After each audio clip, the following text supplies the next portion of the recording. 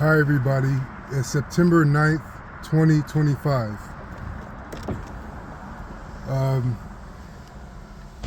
As we know, as we get older and older, it seems less and less things go our way at first or initially.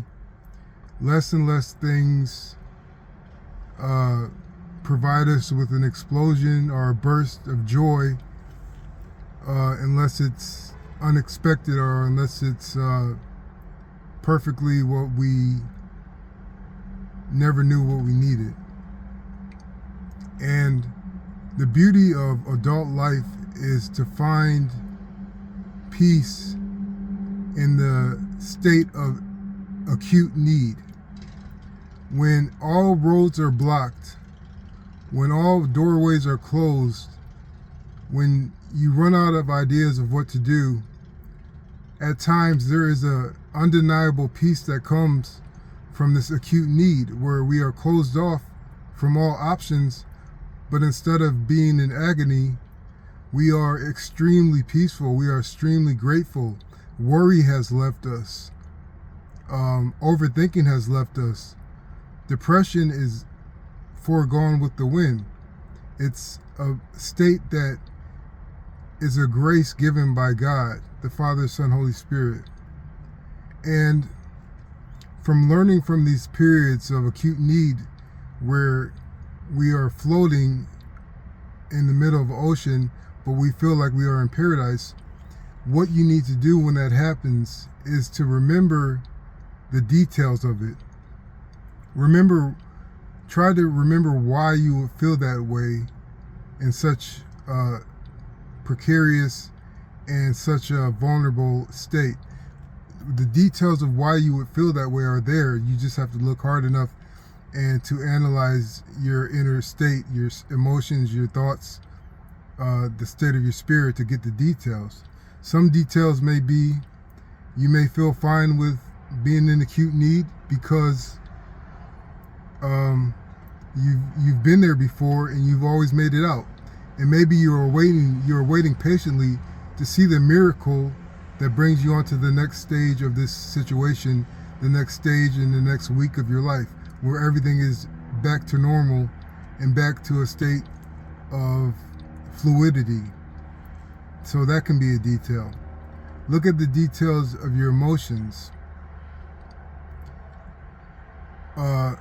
Unravel the fallacy of being so upset by a little minute thing that upsets you and being at peace when a bomb is about to go off.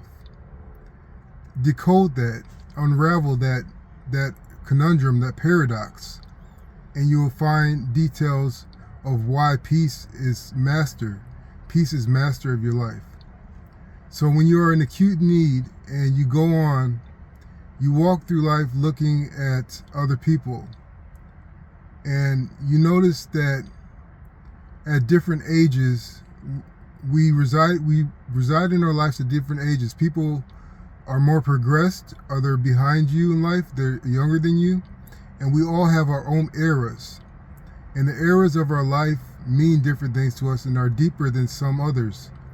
And so when you try to relate your situation to the people in your life or the people that you notice, you realize that the eras of your life impart their own significant wisdom. They impart their own significant lessons to you. And so when you converse with others in different age groups, you can glean from their speech the wisdom of their era. Now, it may not be the easiest thing to do, but for elders, the best thing to do is to wait to talk and listen to what they have to say. And for those younger than you, listen to everything that they say and do not try to diminish them because they are younger than you, but listen to them intently, and they will refresh the spirit of resilience in you, and you will be surprised. So when you are in need in this era of your life, wherever that may be, Notice that need is a freedom. That need is a freedom from attachments that come with agreements from you.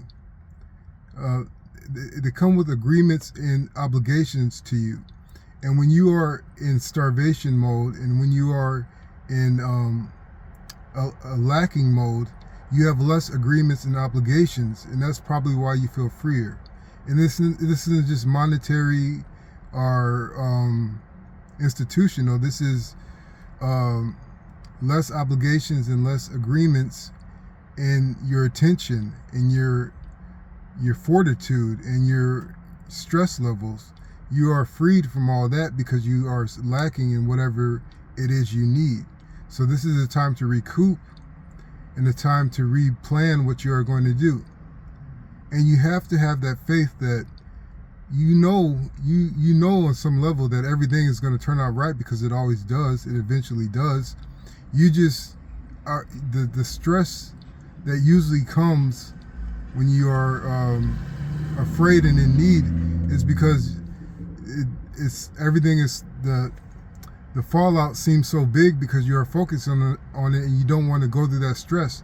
The aversion to that stress is really what you fear, not what's going to happen necessarily. It's what you're going to feel, the stress you're going to feel from the bottom falling out, even though you know there's a net under you because of God. So in times of need, in times of scarcity, get to know yourself as a stalwart rock that doesn't break because of the rain that patters on your rock. It doesn't shatter from the loss of face in public. It doesn't crack because the disappointment of your lover, your spouse, or your friends. It stays there and it weathers it, and it has been weathering it your whole life.